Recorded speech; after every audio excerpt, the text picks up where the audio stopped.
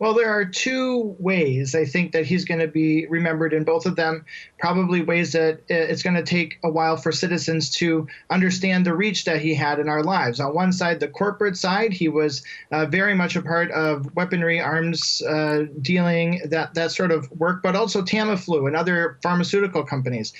On the flip side, though, is the probably is even more troubling, right? The architecture of the war, the rambling that he would give at press conferences to try to justify the action that was taking place. Those ramifications are continuing today. In the continued war on terror, even as you've been reporting, there's a die down in troops overseas. There's still a war on terror, and he was one of the major architects of that.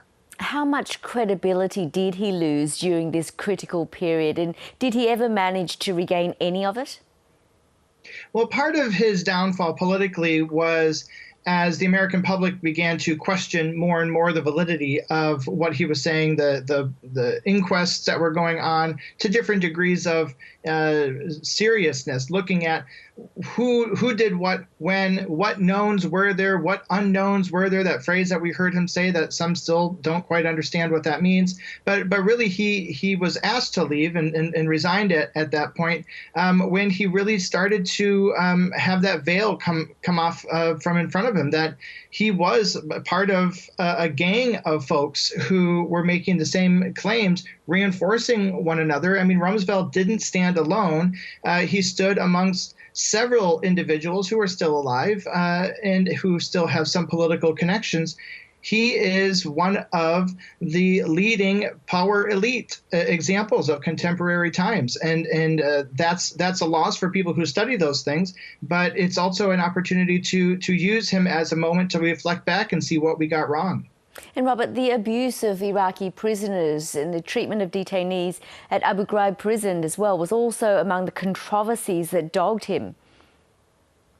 Well, and fascinatingly enough, we still have Abu Ghraib. We still have the Guantanamo Bay, right? We still have those activities going on. It started with him, but we have to see also the complexity of how a person like Donald Rumsfeld is created, what he means, how he's a part of a larger political system that reinforces each other. And we've seen presidents since when he was in office with Bush who haven't been able to or have been willing to dismantle some of the same aspects of torture and aspects of military action abroad that he was a part of really putting into a playbook that we still return to even all these decades later, since his early involvement in the 70s and so on and so forth.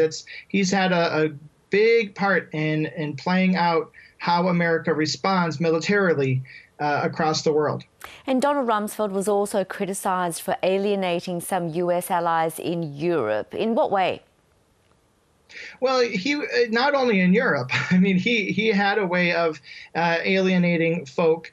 He was maybe one of the "Make America Great Again" sort of perspective before Donald Trump took up that line. I mean, he was very much interested in what the United States is going to do, how we're going to lead, and others will come and follow. Almost an idea that we're not allies, that we're the leaders, and everyone else kind of does our beck and call from a position of the United States leading efforts. And so I think that was really putting off.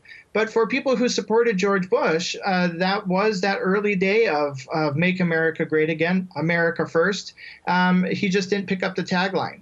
And as we witness the final withdrawal of American and Australian troops from Afghanistan, how do you think public opinion on the war on terror has changed over the past 20 years?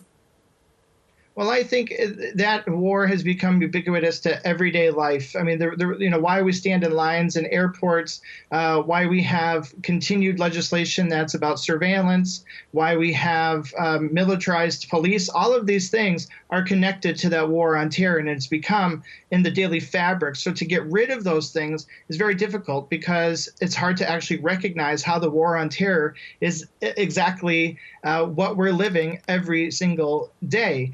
And so I think, we see these ties of this never-ending war, quite frankly, in what we teach and what we learn, how media portray war. So I think, it's important when folks like this pass and we take a moment to look back. People don't like to speak ill of the dead, right?